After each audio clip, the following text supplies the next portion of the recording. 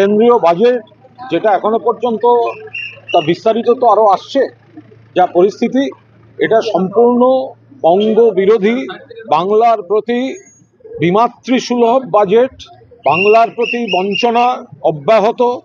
BJP সরকার যে বঙ্গ বিরোধী সেটা এই বাজেট আরো একবার প্রমাণ করলো।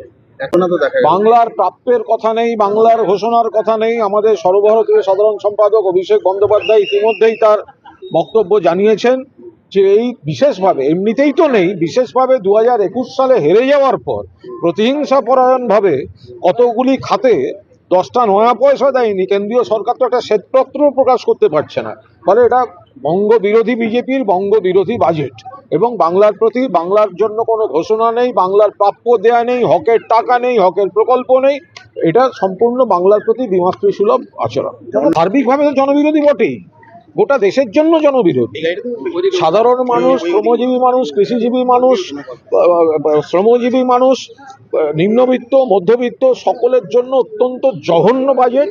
মধ্যবিত্তের উপর, কৃষিজীবীর উপর এতে মূল্য বৃদ্ধি, মুদ্রাস্ফীতি বাড়বে, মানুষের উপর চাপ বাড়বে।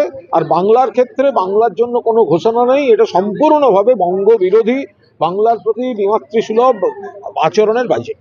এর জবাব কি 26-এর নির্বাচনে পাবে কুণালদা? এর জবাব 26-এর নির্বাচনে বাংলা থেকে ভরপুর পাবে। বিজেপি বাংলায় মুছে যাবে। 250-র বেশি সিট নিয়ে মমতা বন্দ্যোপাধ্যায় চতুর্থবারের জন্য বাংলার মুখ্যমন্ত্রী হবেন।